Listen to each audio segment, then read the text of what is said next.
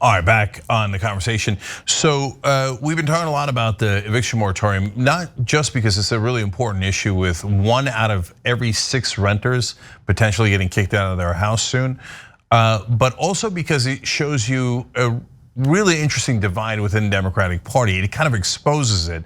And we want to talk about the legal aspect of it a little bit here and more about the political division. So we're going to bring in Joseph Zeballos-Roig here. He's the economic policy reporter at Insider. Joseph, welcome. Thanks for having me on. Yeah, no problem. So first, before we get to the difference between the Biden administration and progressives on this, let's just set the scene legally for this. So they pass well, let me ask you. How did we get to the eviction moratorium in the first place? So last year, the Trump administration put in place a moratorium to kind of help keep people in their homes. This was in September. It was renewed, once more under the Biden administration, and then set to expire on July 30th. It was done through the CDC, and the legal argument in this case was to keep people in their homes to prevent the spread of the virus. And, courts upheld that until we reached like a critical juncture in the summer when we had like a narrow 5-4 decision, and it's the Supreme Court basically ruled at that point that the moratorium could continue for only 1 more month, and then what the administration was really kind of looking at was Kavanaugh's opinion, in which he said that any authorization to renew it past July 30th would need to be done through Congress. Yeah, I'm not even sure I understand the basis for Kavanaugh's opinion on that. It's not binding. They didn't decide a case. It's just it has no legal force. But I don't know that if you know this answer, Joseph, but if it was done through the CDC and the executive branch, why is Kavanaugh's opinion that they should pass a law even relevant? Well, they didn't pass a law. The CDC did it. It's an executive branch decision in the middle of a pandemic. Is Kavanaugh going to decide the pandemic is over unilaterally and overrule the executive branch as part of the judicial branch? Is that the issue here? I think that was the administration's main concern in terms of not extending it. They punted it to Congress basically 2 or 3 days before it was set to end, and I think the administration really did want to avoid like a legal showdown with the Supreme Court on this, because they were also concerned that if they were to rule against the extension of the moratorium, the Supreme Court, given its slight conservative tilt at this point, could move to narrow more of their public health authorities in the executive branch. So I think the administration was clearly spooked by the idea of a negative ruling and a potentially sweeping one that could really constrain its power to fight the pandemic. So there's no question the administration is lying about something. Okay, and I'll tell you why. So on the one hand, they said in the beginning, oh my God, we got no legal authority to do this. And then a couple of days later, they said, okay, we found legal authority. Okay, so either they always knew there was legal authority and they didn't really want to do it because the campaign donations they're getting from real estate companies and private equity companies that invest in the real estate, or they thought they didn't have the legal authority, and then when they were embarrassed by Cori Bush, they came out and said, oh no, we weren't embarrassed by Cori Bush. We'd always planned to do it. But here, I'm gonna read you a quote from your own piece, Joseph, and then react within that context. The White House advisor Gene Sperling had said on Monday, the president has not only not kicked the tires, he has double, triple, quadruple checked and was unable to find the legal authority. Well, okay, if he quadruple checked, was it the quintuple check that did it a couple of days later?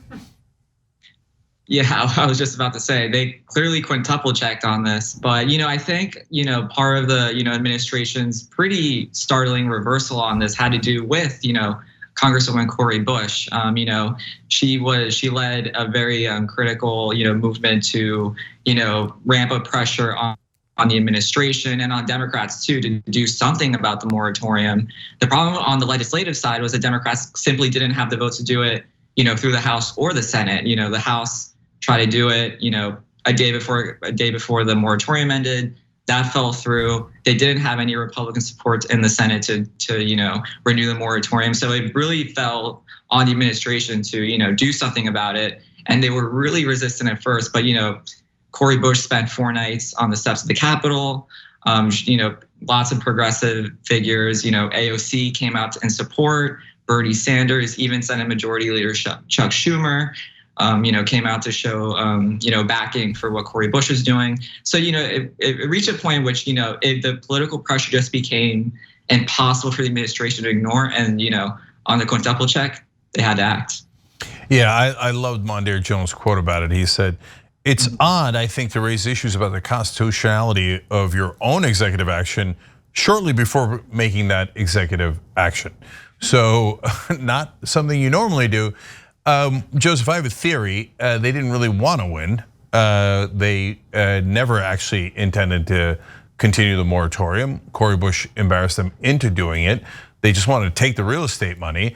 But when they said that they had no legal authority to do it, they kind of set themselves up for a win-win, because now, since if I'm right, and they never wanted to continue the moratorium in the first place, because now if it does go to the court, it's going to be an easy decision for the court, right? The court's going to say, well, the executive branch told us they have no legal authority, and then they did it anyway.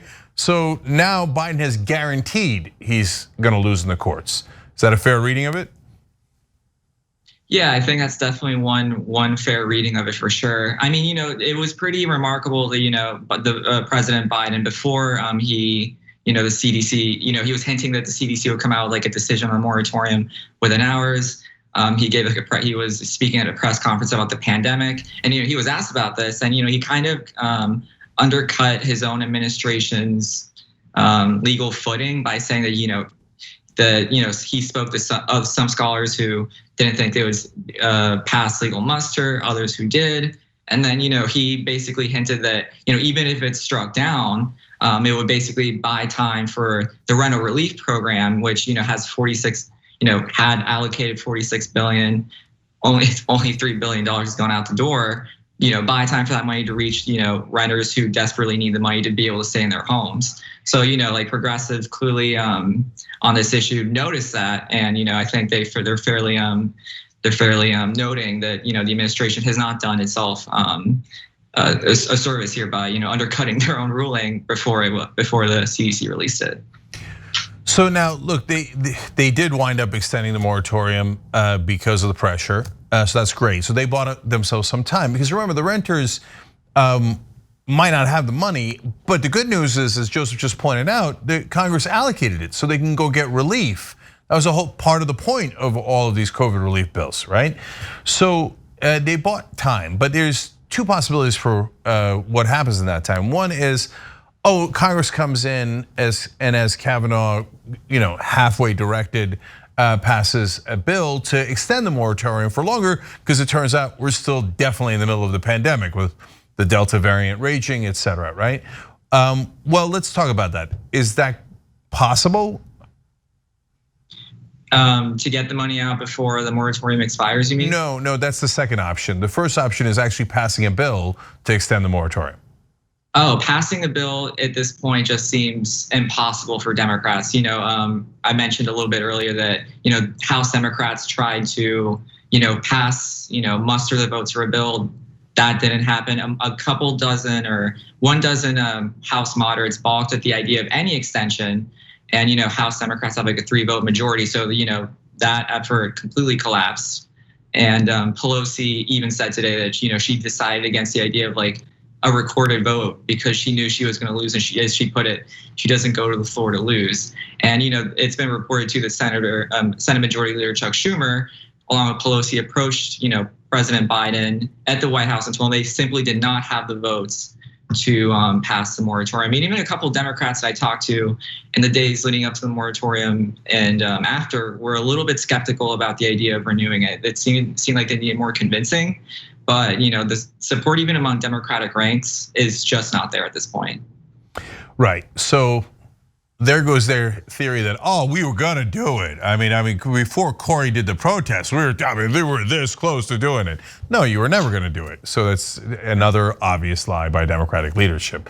But it does buy them time to actually disperse the funds, right? So how would that work, Joseph? Right, so states, this program has been in place since December of last year. It has $46 billion designed to reach renters. The problem is that there's not really a national apparatus to get this relief out to renters. States and cities have had huge problems trying to stand up these programs, and lots of renters have not been able to access it. Only $3 billion out of that $46 billion has reached renters, and a lot of the problems are stemmed from slow rollout, onerous paperwork requirements. And sometimes, in some cases, landlords just simply refuse the money and move to evict. So, I think it's going to be a really big hurdle for the Biden administration to get the other $43 billion of rental aid out in only 2 months. So they're going to have to kick the tires and try and do something about it for sure. Maybe they should quintuple check to see how they can get the money out. And obviously, there was a giant mistake in the first place, if it was a mistake, to hand it off to the states to do it, because half the states, or more than half the states, are red states, and they don't want to give the money to the poor anyway. So it's almost as if the real estate interests are going to win either way. Kind of funny how that works.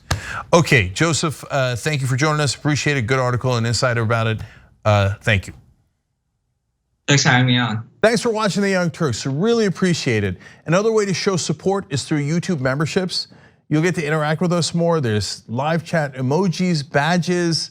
You've got emojis of me, Anna, John, JR. So those are super fun. But you also get playback of our exclusive member-only shows and specials right after they air. So all of that, all you gotta do is click that join button right underneath the video. Thank you.